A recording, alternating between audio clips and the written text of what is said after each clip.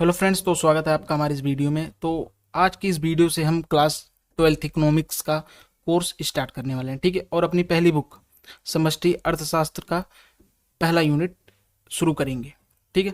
इस यूनिट का सिलेबस कुछ इस प्रकार रहने वाला है और इसका वेटेज जो है 10 मार्क्स रहने वाला है, यानी कि 80 मार्क्स का पेपर बनेगा, उसमें से अकेली इस यूनिट का वेटेज 10 मार्क्स रहने वाला है। तो इस पर भी फोकस करना है आपको ज़्यादा, ठीक है। और आज की इस वीडियो में हम हाईलाइटेड टॉपिक्स को डिस्कस करेंगे और नेक्स्ट वीडियो में आपको बता दूंगा कौन सा टॉपिक डिस्कस करेंगे वीडियो के एंड में, ठीक है। तो आइए स्टार्ट करते हैं अपनी इस वीडियो को। माइक्रो इकोनॉमिक्स, मैक्रो मतलब बड़ा, यानी कि इसमें हम सारी चीज़ों को समग्र यानी कि बड़े लेवल पर अध्ययन करेंगे, ठीक है। और वहीं माइक्रो इकोनॉमिक्स में हम सब इंडिविजुअल चीज़ों पर अध्ययन करते थे, ठीक है। तो आइए हम समझते हैं समष्टि अर्थशास्त्र होता क्या है। समष्टि अर्थशास्त्र में हम अर्थव्यवस्था को समग्र रूप से समझने की कोशिश करते हैं, यानी कि समग्र रूप से हम इसमें क्या ध्यान से पढ़ते हैं। इसमें हम कुल उत्पादन, समग्र मांग, राष्ट्रीय आय, बेरोजगारी, इन सब चीज़ों को हम राष्ट्रीय स्तर पर अध्ययन करते हैं, ठीक है। और समष्टि में हम ये जानने में रुचि रखते हैं कि इन समग्रताओं के स्तर कैसे निर्धारित किए जाते हैं और समय के साथ इनमें क्या बदलाव आता है और कैसे आता है, ठीक है। तो इन सब चीज़ों का अध्ययन किया जाता है समष्टि अर्थशास्त्र में। और ये एक छोटा सा इंट्रोडक्शन है। इंपॉर्टेंट टॉपिक जो इसमें पूछा ही जाता है पेपर में, वस्तुओं के बारे में, ठीक है। वस्तुओं का वर्गीकरण 4 प्रकार में किया गया: उपभोक्ता वस्तु, पूंजीगत, मध्यवर्ती, अंतिम वस्तु, जिसमें से मध्यवर्ती और अंतिम वस्तु इंपॉर्टेंट रहती हैं, ठीक है। उस पर क्वेश्चन बनता है। आइए अब हम समझते हैं उपभोक्ता वस्तु किसे कहते हैं, ठीक है। उपभोक्ता वस्तु वे अंतिम वस्तु और सेवाएं जो प्रत्यक्ष रूप से यानी कि डायरेक्ट रूप से उपभोक्ता के मानवीय आवश्यकताओं को संतुष्ट करती हैं। जैसे आपको भूख लगा, ये आपका क्या है, आवश्यकता है, ठीक है, मानवीय आवश्यकता है। वहीं आपने मैगी उबाला और खाया, मैगी जो है आपको संतुष्ट कर देगी, यानी कि आपका पेट भर देगी। तो क्या है, उपभोक्ता वस्तु है, यानी कि लगभग सारे खाने पीने वाले वस्तुएं उपभोक्ता वस्तु में आती हैं, ठीक है। तो ये एक एग्जाम्पल था उपभोक्ता वस्तु का। उपभोक्ता द्वारा क्रय की गई वस्तुएं और सेवाएं उपभोक्ता वस्तु कहलाती हैं, ठीक है। पूंजीगत वस्तुएं, ये ऐसी अंतिम वस्तुएं हैं जो उत्पादन में सहायक होती हैं और आय के सृजन के लिए प्रयोग की जाती हैं। जैसे किसी फैक्ट्री में लगी 200 मशीनें, वो क्या करती हैं, प्रोडक्शन करती हैं और प्रोडक्शन से हमें आय का सर्जन होता है। तो ये क्या है, पूंजीगत वस्तुएं हैं। और ये पूंजीगत वस्तुएं जो होती है ये टिकाऊ होती हैं और ये परिसंपत्ति में वृद्धि करती हैं, ठीक है। सिंपल है। फिर से मैं समझाता हूँ। पूंजीगत वस्तुएं आय सर्जन के लिए प्रयोग की जाती हैं, ठीक है। और ये पूंजीगत परिसंपत्ति में वृद्धि करती हैं और इनकी प्रकृति टिकाऊ होती है, यानी कि ये लंबे समय तक चलती हैं, 10 20 30 साल तक, ठीक है। कोई मशीन है वो कितने लंबे समय तक चलेगी, ये नहीं छोटे समय में 2 3 घंटे या दिन के लिए नहीं, ये बहुत लंबे समय तक चलेंगे, इसलिए इनको पूंजीगत वस्तुएं कहते हैं और इनसे आय सर्जन होती है, ठीक है। उपभोक्ता में मैंने आपको बता दिया और पूंजीगत बता दिया है।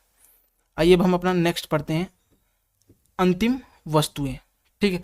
आपके पास जो हाथ में फ़ोन है, ठीक है, लैपटॉप है, टैबलेट है, ठीक है, सब क्या है, अंतिम वस्तु हैं। आपने जो खाना खाया, रोटी, ब्रेड, मक्खन, ये सब क्या है, अंतिम वस्तुएं हैं, यानी कि इसके बाद इसका इस्तेमाल नहीं होने वाला, ठीक है। ये आपके द्वारा ही इस्तेमाल होंगी और अंतिम वस्तु, इसके बाद इसका कोई भी महत्व नहीं रहता, ठीक है। तो ये सब क्या है, अंतिम वस्तु का एक उदाहरण है। ये वस्तुएं जो उपभोग व निवेश के लिए उपलब्ध होती हैं, इन वस्तुओं को हम सिर्फ उपभोग कर सकते हैं और निवेश कर सकते हैं, ना तो हम इनका पुनः विक्रय ना तो मूल्यवर्धन कर सकते हैं। आपने कोई 10 रुपए की चीज़ खरीदी और उसमें आप कोई थोड़ी मूल्यवर्धन करके उसको 100 रुपए का कर देंगे, ठीक है। तो इसमें अंतिम वस्तु में ये चीज़ संभव नहीं है, ना तो इसका हम पुनः विक्रय कर सकते हैं। उपभोक्ता द्वारा उपयोग की गई सभी वस्तुएं और सेवाएं अंतिम वस्तुएं होती हैं, ठीक है। आज के समय में हम सब क्या हैं, उपभोक्ता हैं और हमारे द्वारा जो भी चीज़ें उपभोग यानी कि कंज्यूम की जा रही हैं वो है अंतिम वस्तुओं का उदाहरण है। लास्ट हमारी मध्यवर्ती वस्तुएं, ये ऐसी वस्तुएं और सेवाएं होती हैं जिनका कच्चे माल के रूप में उपयोग किया जाता है और उसके बदले एक बेहतर वस्तु बनाई जाती है, ठीक है। जैसे लकड़ी का इस्तेमाल करके हमने फर्नीचर बना दिया, लोहे का इस्तेमाल करके कार बना दी।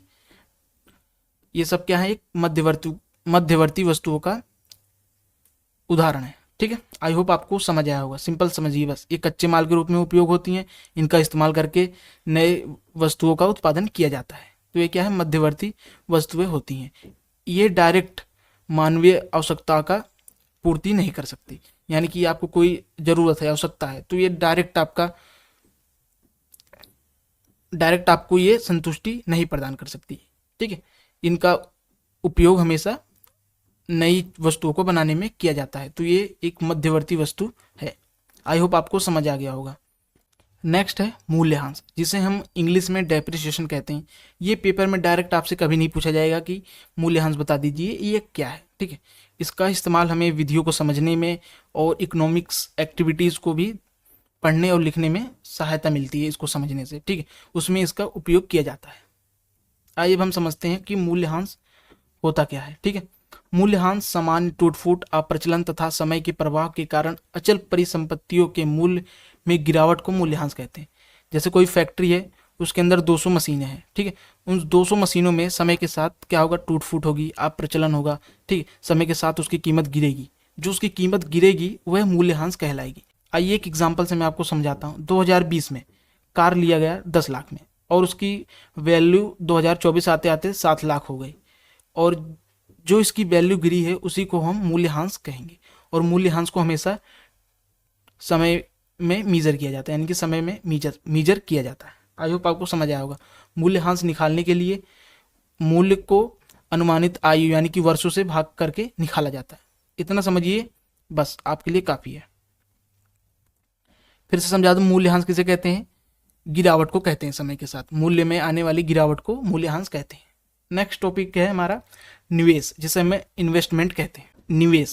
निवेश एक निश्चित समय में पूंजीगत वस्तुओं के स्टॉक में वृद्धि निवेश कहलाती है। जैसे आपके पास कोई फैक्ट्री है, उसमें 200 मशीनें पहले से ही हैं, आपने 50 मशीनें और खरीद दी। वो क्या करेगी, आपके स्टॉक में वृद्धि करेगी, यानी कि 200 से 250 कर देगी। तो ये क्या है, पूंजीगत वस्तुओं में निवेश कहलाएगा। ठीक है, हमेशा हम निवेश पूंजीगत वस्तुओं में करते हैं, क्योंकि इनकी प्रकृति जो होती है टिकाऊ होती है। हम उसी चीज़ों में इन्वेस्ट करते हैं जो लंबे समय तक चलें। ठीक है, कभी भी हम छोटे या जो कम समय में चीज़ें चलती हैं उनमें इन्वेस्टमेंट नहीं करते। जैसे कि रियल इस्टेट, ठीक है, आपने प्रॉपर्टी खरीद ली कोई, ये क्या है, टिकाऊ वस्तु है, पूंजीगत वस्तु है, तो इसमें भी निवेश करना एक अच्छी चीज़ होती है। ठीक है, ये कहलाता है निवेश। और निवेश करने से में क्या होता है, पूंजी निर्माण होता है। आपने मशीनों का स्टॉक बढ़ाया तो क्या होगा, आपका पूंजी निर्माण भी बढ़ेगा। ठीक है, आपने कोई रियल इस्टेट में इन्वेस्ट किया तो आपका भी पूंजी निर्माण बढ़ेगा। ठीक है, तो ये क्या है, एक निवेश है। इसी निवेश में जब हम डेप्रिसिएशन को ऐड कर देते हैं तो ये क्या कहलाता है, सकल निवेश, जिसे हम ग्रोस इन्वेस्टमेंट कहते हैं। उसी निवेश में अगर डेप्रिसिएशन माइनस हो, ठीक है, यानी कि डेप्रिसिएशन यानी कि टूट फूट को हमने ना ऐड किया हो, तो उसे नेट इन्वेस्टमेंट कहते हैं। समझिएगा, ग्रोस में डेप्रिसिएशन प्लस होगा, उसे हम ग्रोस इन्वेस्टमेंट कहेंगे, और नेट इन्वेस्टमेंट में डेप्रिसिएशन नहीं रहेंगे, यानी कि मूल्यह्रास शामिल नहीं होगा। ठीक है, तो ये एक सिंपल सा डिफरेंस है इन दोनों के बीच में। डायरेक्ट कभी भी आपको पेपर में ये नहीं मिलेगा, इनका ये सपोर्टिव क्वेश्चन में दिए जाते हैं। ठीक है, इसलिए आप इनको पढ़ते हुए चलिए। नेक्स्ट टॉपिक है स्टॉक और प्रवाह, जिसे हम स्टॉक एंड फ्लो कहते हैं। ठीक है, ये भी बहुत इंपॉर्टेंट है। स्टॉक एक ऐसी मात्रा है जो किसी निश्चित समय बिंदु पर मापी जाती है, यानी कि जो स्टॉक है ये क्या है, निश्चित समय बिंदु पर नापी जाएगी, यानी कि पॉइंट ऑफ टाइम पे। जैसे कि आज आपके पास कितना धन है तो ये क्या है, स्टॉक है। अब आज आपके पास 4 करोड़ रुपए है तो क्या है, आपका स्टॉक है। आपके पास कितनी संपत्ति है या देश में कितनी मुद्रा है, ये सब क्या है, स्टॉक है। और ये स्टॉक कब नापा जाता है, निश्चित समय बिंदु पर, किसी एक समय पर। ठीक है, नेक्स्ट है प्रवाह। प्रवाह एक ऐसी मात्रा है जिसे समय अवधि में नापा जाता है। समय अवधि मतलब महीने में या साल में या 6 महीने या 3 महीने ऐसे नापा जाता है। इसको एक समय पर नहीं नापा जाता, जैसे कि आज 2 बजे नाप लिया, ये सब इसमें संभव नहीं है। इसको समय अवधि में मापा जाता है। जैसे कि नेशनल इनकम, इसको 1 साल में ही मापा जाता है। निवेश, इसको भी समय अवधि में ही मापा जाएगा। ठीक है, तो ये क्या है, प्रवाह। जैसे एक बहुत फेमस उदाहरण है एनसीईआरटी में, उसके माध्यम से आपको समझाता हूँ। कोई टंकी है, ठीक है, उसको मैंने सुबह फुल भर दिया, ठीक है, 2 बजे तक वो टंकी फुल भरी हुई है। जब हम 2 बजे उस करेक्ट टाइम पर मापेंगे तो क्या कहलाएगा, स्टॉक। वहीं 2 बजे से मैंने नल चालू कर दिया, ठीक है, 5 बजे तक वो टंकी क्या हुई, खाली हो गई, पानी सारा गिर गया। जब 2 बजे से 5 बजे तक वो टंकी का सारा पानी गिरा तो उसको हम फ्लो कहेंगे, ठीक है। लेकिन जब हमने 2 बजे मीज़र किया था तब टंकी भरी थी, उसको हम क्या कहेंगे, स्टॉक कहेंगे। फिर हमने 2 बजे नल ऑन किया, 5 बजे तक टंकी खाली हो गई, ठीक है, उस टाइम ऑफ पीरियड को हम फ्लो कहेंगे, यानी कि समय अवधि में हम फ्लो को मापते हैं, ठीक है। आई होप आपको समझ आया होगा। अगर कोई भी डाउट हो तो आप हमें कमेंट करें, मैं नेक्स्ट वीडियो में उसे कवर कर दूंगा। अब अगला टॉपिक है आर्थिक सीमा। ये सरकार द्वारा प्रशासित होती है, यानी कि ये सरकार के कंट्रोल में होती है। वह भौगोलिक सीमा है जिसमें व्यक्ति, वस्तु और पूंजी का स्वतंत्र प्रवाह होता है, ठीक है, ये आर्थिक सीमा होती है। और इसके कुछ शेष क्षेत्र भी हैं जो हमें आगे पढ़ने में, सवालों को करने में मदद करते हैं, ठीक है। राजनीतिक, समुद्री और हवाई सीमा, ये इसके क्षेत्र हैं। विदेशों में स्थित दूतावास, जिसे एम्बेसी कहते हैं, यानी कि इंडियन एम्बेसी हर देश में है, ठीक है। वाणिज्य दूतावास, सैनिक प्रतिष्ठान, राजनयिक भवन आदि, ये सब क्या है, इसके क्षेत्र हैं। जहाज तथा वायुयान जो 2 या 2 से अधिक देशों के बीच आपसी सहमति से चलाए जाते हैं। मछली पकड़ने की नौकाएं, तेल व गैस निकालने वाले यान तथा तैरान वाले प्लेटफॉर्म जो देशवासियों द्वारा अंतर्राष्ट्रीय जल क्षेत्र चलाई जाती हैं, ये सब क्या है, राजनीतिक सीमा क्षेत्र हैं। जैसे इंडिया से कोई एरोप्लेन उड़कर अमेरिका गया, भलो ही वो अमेरिका में उड़ के जा रहा है, लेकिन वह उसके सारी इकोनॉमिक एक्टिविटीज़ हमारे आर्थिक सीमा के क्षेत्र में ही रहेगी, यानी कि वो प्लेन भलो अमेरिका गया लेकिन वो हमारे आर्थिक सीमा के अंदर ही है, ठीक है। तो ये है इसका इम्पोर्टेंस, ठीक है। आगे जब मैं विधियाँ बताऊंगा आपको करने के, उसमें इसका बहुत बड़ा इंपॉर्टेंट रोल रहेगा आर्थिक सीमा क्षेत्र का। आई होप आपको ये समझ आ गया होगा। अब अपना नेक्स्ट टॉपिक है सामान्य निवासी। लास्ट ईयर यानी कि 2024 अभी जो बोर्ड हुआ था, उसमें इकोनॉमिक्स के पेपर में डायरेक्ट ये क्वेश्चन आया था 1 मार्क्स का, एमसीक्यू टाइप, ठीक है। उसमें पूछ लिया था सामान्य निवासी हम किसको कहेंगे, और 4 स्टेटमेंट दे दी थी, यानी कि कंडीशन, उसमें हमें पढ़ के बताना था। आइए मैं आपको बताता हूँ।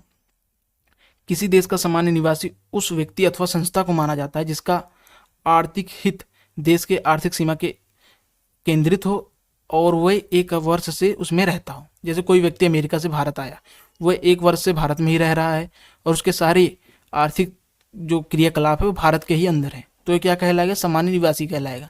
वहीं कोई घूमने आया, टूरिस्ट आया भारत में घूमने, तो ये क्या भारत का नागरिक कहलाएगा, नहीं कहलाएगा, सामान्य निवासी नहीं कहलाएगा। वहीं इंडियन क्रिकेट टीम फॉरेन गई खेलने, ठीक है, तो क्या सामान्य निवासी कहलाएगी, नहीं कहलाएगी, ठीक है। सामान्य निवासी वही कहलाएगा जो 1 वर्ष से अधिक रहता हो उसी देश में और उसका आर्थिक क्रियाकलाप उसी देश के भीतर हो, ठीक है। तो ये क्या है, सामान्य निवासी। आई होप आपको समझ आया होगा।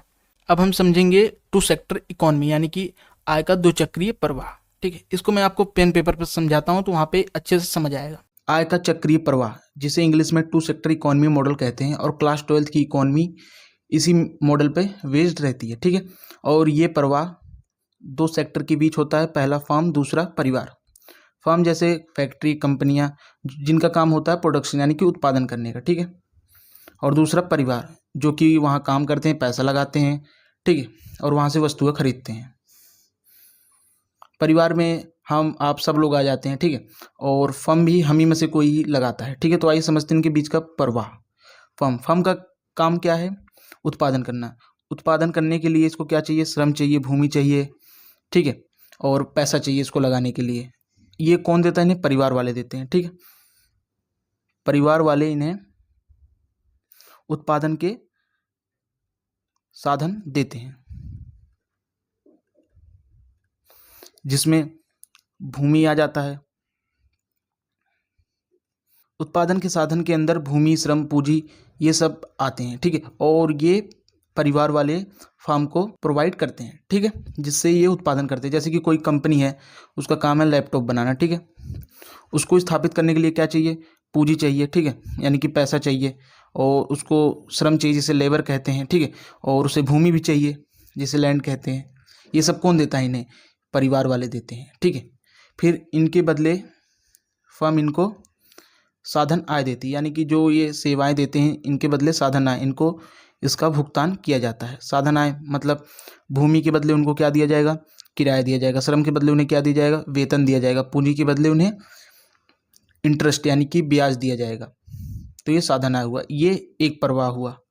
ठीक है, फिर समझिए, उत्पादन के साधन देते हैं, इसके बदले साधन आय मिलती है। साधन आय मजदूरी, किराया, ब्याज, लाभ, ये सब क्या है, साधन आय है।